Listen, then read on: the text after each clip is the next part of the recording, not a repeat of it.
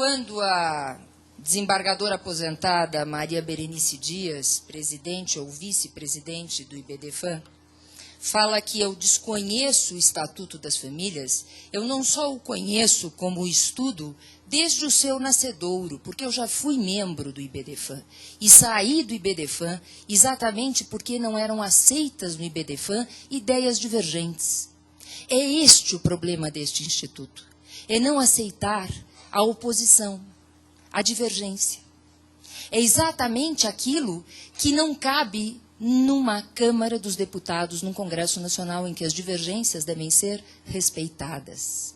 Foi por isso que eu saí do IBDFAM, mas eu conheço esse projeto desde o seu nascedouro. E o artigo, repito, doutora, artigo 64 desse estatuto, fala expressamente que a união estável é possível quando formada em desacordo com os impedimentos legais, não excluindo os deveres de assistência e a partilha de bens. Isso é regra, está aqui, artigo 64, parágrafo único. Portanto, é regra, sim, do Estatuto das Famílias o reconhecimento da poligamia. E isto não quer dizer que não se deva proteção àquela mulher que ajuda aquele homem, embora seja amante, com dinheiro e com trabalho para constituir um patrimônio. Mas aí vem a sociedade de fato no direito das obrigações e não no direito de família. Isso é uma relação obrigacional, mas não uma relação de direito de família. Aí a diferença. E mais, quando se fala em união estável nesse estatuto, né? E nesta união estável considerada também entre pessoas que são, portanto, casadas, eu quero dizer que o Código Civil, no artigo 1723, parágrafo 1º, avançou muito. E ele nunca é citado pelo IBDFAM. Esse artigo 1723, parágrafo 1º, que está em vigor desde janeiro de 2003, diz o seguinte, que cabe união estável quando a pessoa é casada, mas separada de fato. Isso é uma outra situação. O que não tem cabimento é considerar união estável ou dar direito à assistência, à pensão alimentícia e à partilha de bens, como se a pessoa vivesse um casamento ou uma união estável para amante ou para o amante.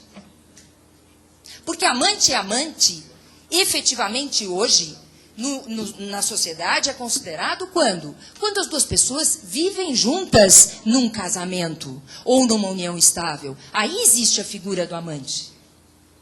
E o Código Civil diz que quando existe a separação de fato naquele casamento, há sim a possibilidade de constituição de união estável.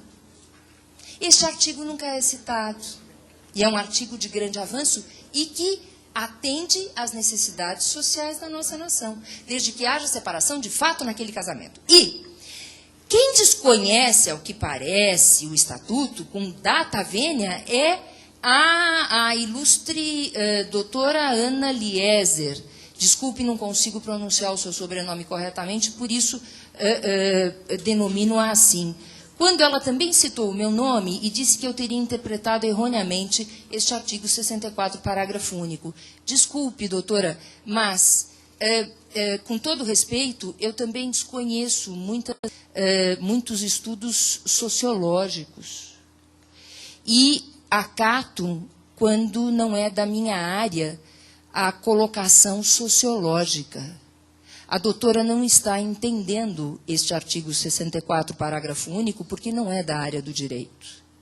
Este artigo, efetivamente, traz a união estável, a poligamia, ao reconhecer alimentos, pensão alimentícia e partilha de bens ao amante e à amante. Ou seja, aquela pessoa que vive com um homem casado que mantém o seu casamento em comunhão de vidas com a sua mulher, ou, do outro lado, ou seja, a mulher que tenha um outro homem e que vive em comunhão de vidas com o seu marido.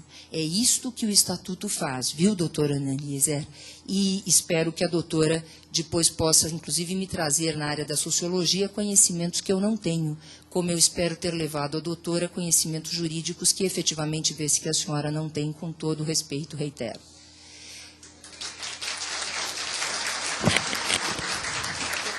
Só para terminar, o juiz deve sempre ter em vista o interesse da criança. O direito deve sempre ter em vista o interesse da criança numa adoção. Por isso, a nossa sugestão no projeto 276 de 2007, no artigo 1727-A, de relatoria do deputado Régis de Oliveira, atualmente, pela qual, respeitados os bons costumes e os costumes de cada região do Brasil, porque cada região do Brasil tem os seus costumes, respeitadas as normas de ordem pública, portanto, as normas constitucionais, que são estas normas de ordem pública, dentre outras normas do direito na legislação infraconstitucional, que também são de ordem pública, pode haver o reconhecimento das uniões fáticas entre duas pessoas, até quando não exista afeto. Mas respeitados os bons costumes, porque respeitada a diversidade de costumes do nosso país. Havemos de convir que, na região norte e nordeste, os costumes não aceitam uma adoção por um casal homoafetivo. Isto é uma realidade e não há como negar. Doutora Beatriz. Já numa outra região do Brasil, pode ser aceita, dependendo inclusive do núcleo social em que estas pessoas convivam. Portanto, é este respeito que se quer. A criança e o adolescente, doutora porque Beatriz, antes do privilégio aos adotantes, sejam hétero, sejam homo, o privilégio é da criança e do adolescente. Podemos? Com a palavra, o senhor tem exatamente 2 minutos. Eu vou 1 minuto, deixar 1 minuto para